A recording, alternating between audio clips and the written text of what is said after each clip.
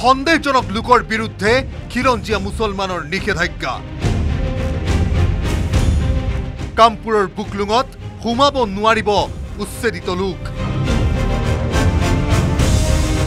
মছজিদ সমিতি আৰু স্থানীয় ৰাইজৰ বিশেষ পদক্ষেপ।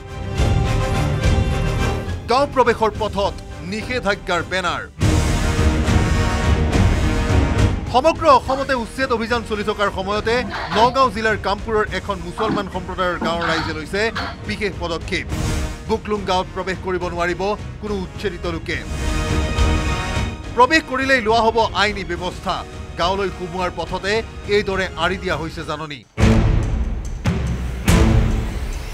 কামপুৰ ৰাজচক্ৰৰ অন্তৰ্গত কঠিয়াতলি মৌজাৰ বুকলুং গাঁৱৰ মছজিদ সমিতি আৰু স্থানীয় ৰাইজে লৈছে এই বিশেষ পদক্ষেপ। ৰাজ্যৰ প্ৰান্তে প্ৰান্তে উচ্ছেদ চলি থকাৰ সময়ত উচ্ছেদিতই ভাড়ে ভেটিয়ে খালী ঠাই পালেই বহি যোৱাৰ অভিযোগ উঠিছে।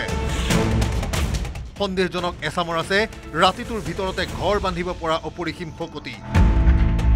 সেইদৰে বিভিন্ন প্ৰান্তৰ পৰা ৰাইজে খেদাইছে উচ্ছেদিতক। 100% মুছলমান বসতিৰ গাঁও বুকলুঙেও গ্ৰহণ কৰিছে অনুৰূপ সিদ্ধান্ত। কোনো কাৰণতে বহন নকৰে সন্দেহজনক উচ্ছেদিতক। বেনাৰখন লগোৱা উদ্দেশ্য হ'ল এইটো, অসমৰ বিভিন্ন জেগাত উচ্ছেদ হৈ আছে। চৰকাৰে বিচ্ছেদ কৰিছে, আমি ভালেই পাইছোঁ উচ্ছেদ কৰিছে। গতিকে আমি শুনিছোঁ যে কামপুৰ এলেকাত এই উচ্ছেদ কৰা মানুহবিলাক ক'ৰবাত গাঁৱত সোমাইছে। গতিকে আমাৰ ৰাইজৰ লগত এইটোৱে এটা ৰাইজৰ আগত অনুৰোধ, যাতে উচ্ছেদ কৰা মানুহ কাৰোবাৰ মৃত্যু হ'লেও যাতে আমাৰ বুকলুং গাঁৱত সোমাব নোৱাৰে। সেইটো এটা ৰাইজে আমি সতৰ্ক হৈ আমি এটা বেনাৰো হেৰি কৰি দিছোঁ। বুধবাৰে বিয়লিৰ নামাজৰ পাছতেই উচ্ছেদিতৰ বিপক্ষে লোৱা পদক্ষেপৰ বিষয়ে অৱগত কৰে স্থানীয় ৰাইজে।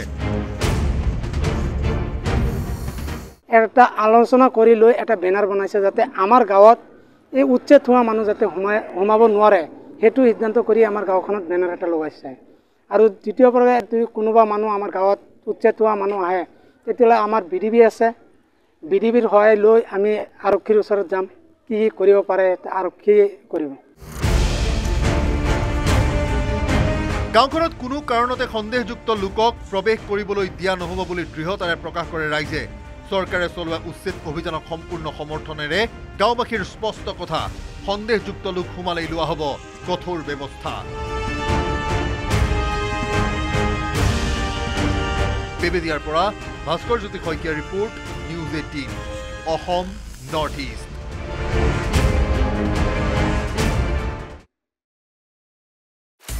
আপুনি বিচৰা বাতৰি পাব কেৱল নিউজ 18 এপত।